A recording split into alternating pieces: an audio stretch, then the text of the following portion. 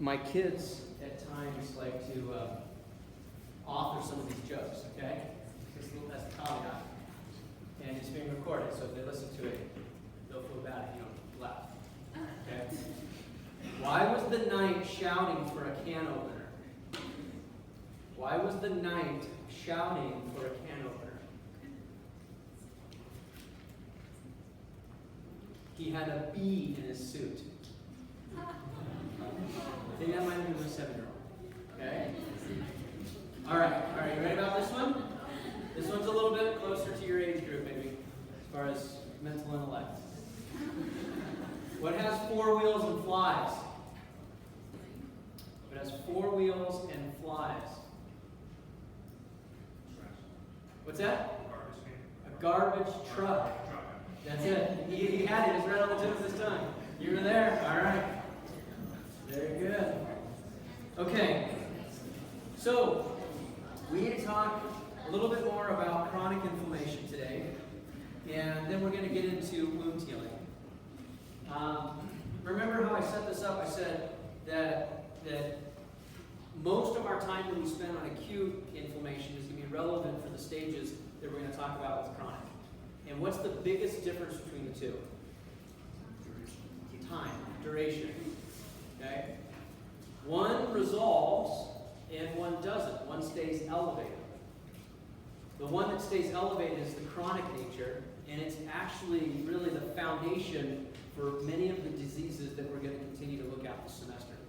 So I'll flash backwards to the first example that we had clinically in the beginning of the semester, and that example was what? Bare esophagus, right? And remind me what was going on with bare esophagus. What's that? Stomach acid was coming out of the stomach and into the esophagus, and it was changing the epithelium from the Stomach acid was refluxing out of the stomach or the gastric region, and it was moving into the esophagus. And that was causing or stimulating changes in the type of epithelium that was presenting. And what word would we use for that changing epithelium? Metaplasia. Very good. And that was, is that cancer when that first shows up? No, it's not. It's maybe called precancer, okay? Or it puts the patient at risk of developing cancer, but it's not considered cancer yet. So what type of cancer are we worried about in that situation? It's a really complicated, smart-sounding word. Esophageal adenocarcinoma, or adenocarcinoma. Very good. Esophageal adenocarcinoma. Nicely done. Okay? So, in that Barrett disease, the reason I'm bringing it up isn't just to practice recalling all this information, but is to talk about the relevance to chronic inflammation, because that's a chronic situation. You get the stomach acid coming up, and it's untreated, because these are patients that ignore it, or just say, it's no big deal, or I'm tough enough, and I don't have to worry about it. I'll have another baby back rib, and it'll be fine.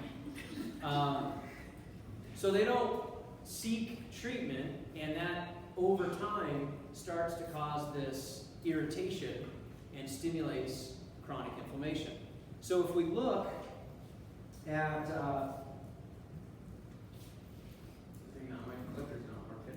if we look at the comparison and the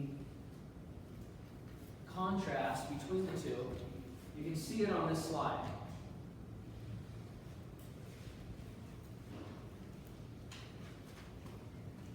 Weird. Okay. I'm not going to worry about it. So on this slide, we've got acute on the left, and we've got chronic on the right. The events are very, very similar. So you're going to see first responders in an inflammatory response being which cell types? Are they macrophages? They're not macrophages. They're not the first cell that shows up. What's the first cell that shows up? Neutrophils. Very good. So you see this peak up here of inflammation. Over on chronic, you can see the detail. Here's neutrophils. And in this peak on acute, the macrophages come in secondarily, and that's where you see the macrophages, which is this first dotted line coming up. But one thing that's different about acute is it comes up and it comes down, and with chronic, you've got the elevation and the maintenance of inflammatory macrophages that stick around for a long period of time. And that's what causes all sorts of issues. Okay, so they stick around chronically, and they're able to manufacture and make all sorts of different types of signaling molecules that we're going to talk about here in a second. So the characteristics of chronic inflammation, chronic is shown up here at the top, and we've got an acute inflammatory response that we see down at the bottom.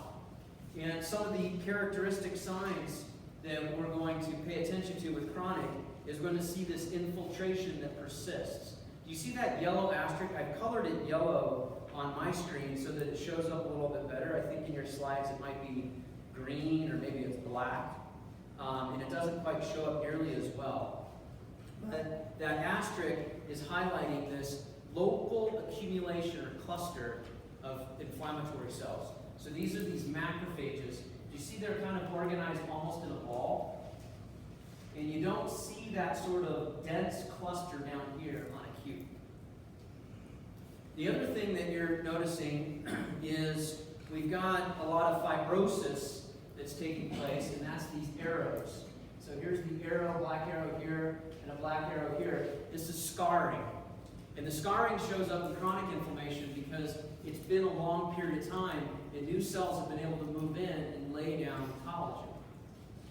And we're going to talk about that scarring that shows up in our next lecture when we look at wound healing. And then last but not least, if you look at these arrowheads, the little arrowheads are the alveoli are being replaced by these cuboidal epithelium. And the cuboidal epithelium are trying to release secretions in order to combat the inflammatory response. Very similar to what we saw with Barrett esophagus. And if you look down here, you don't see those characteristic signs. You don't see this open architecture, this light pink. You don't see this broad area where this arrow is of fibrosis. You don't see fibrosis down here. You've got normal lung epithelial, or normal lung parenchymal tissue. You've got inflammatory cells that have collected, but after a couple of weeks, they'll be gone. And the reason that you know they're going to be gone is they're not densely packed. You see how much closer the purple dots are here than they are down here? This tells us that these have been sitting here for a long period of time. So we've got this infiltration of this mononuclear inflammatory cell causing the tissue damage, which is the scarring. And we've got characteristic signs of healing. Healing, but not regeneration. Healing in the sense of we're trying to repair it, and that's why we're laying down new tissue, which is collagen. We're bringing in new blood vessels because these inflammatory cells release angiogenic growth factors that cause new blood vessels to grow in. That also helps to recruit additional inflammatory cells. And then lastly, the collagen that's being laid down is in a disorganized fashion. So it's a scar. Another word for scar is fibrosis. So if we let this go for a long period of time, we actually result in what's shown on this slide, which is a granuloma. So the granuloma is this organized tissue in the middle that's essentially isolated or walled off. There's a capsule that's formed around it. And what the body has decided to do is it said, well, I can't get rid of this thing, so I'm just going to try to isolate it away from the rest of the body. So this fibrous capsule that shows up around this granuloma is a very specific type of long-term or chronic inflammation. The other one is we've got these giant cells. These giant cells are pointed to by these blue arrows. And what a giant cell is a number of macrophages that have fused together to form one cell.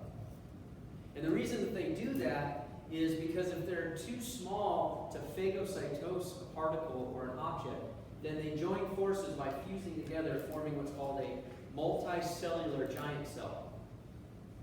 And so you can almost count the number of nuclei. You see, the resolution, probably from where you're seeing, so that it just looks like a smear of dark nucleus. But if you zoom in, this one looks a little bit more obvious. You can see the punctate nuclei. If you counted them, there would be like 15 to 20 individual nuclei.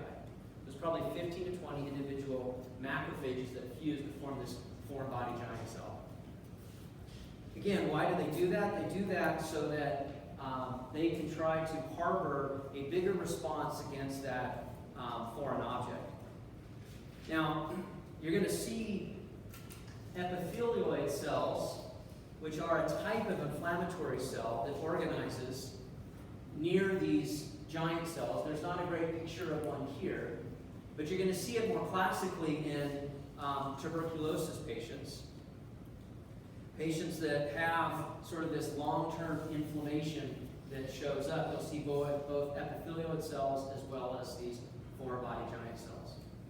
Now, the second histology that I want to show is a chronic inflammatory response that happens around commonly used medical grade material.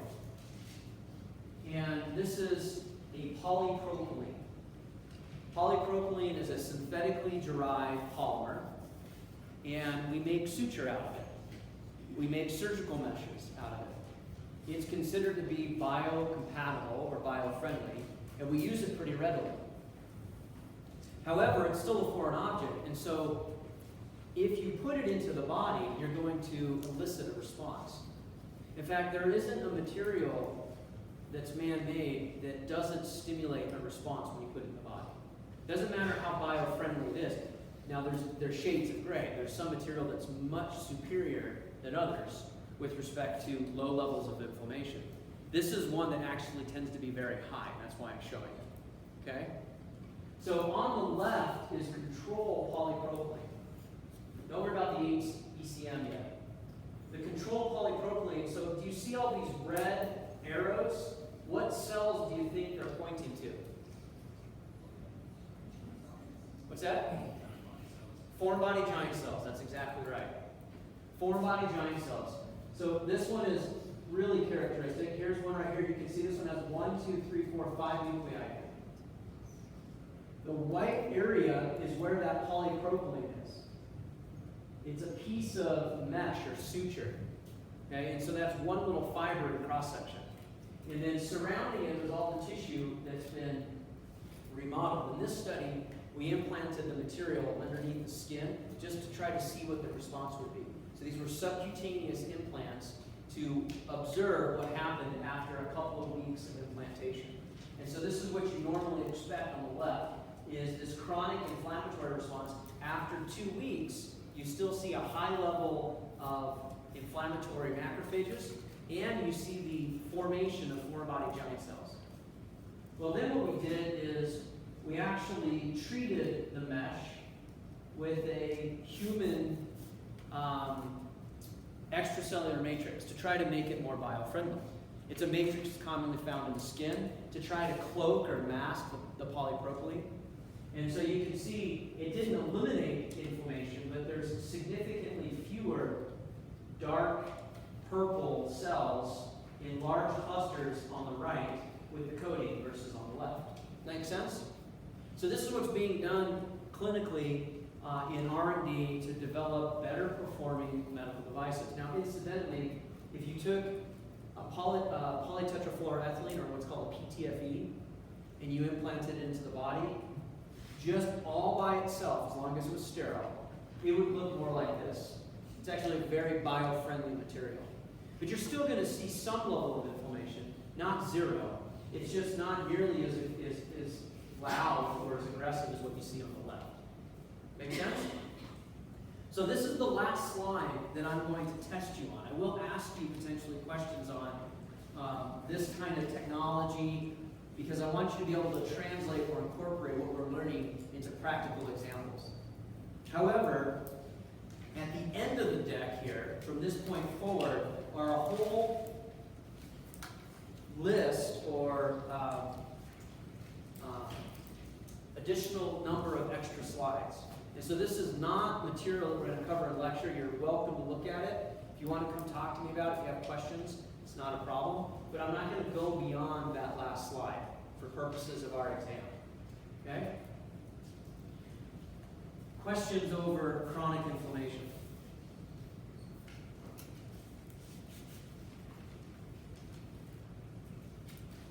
Okay.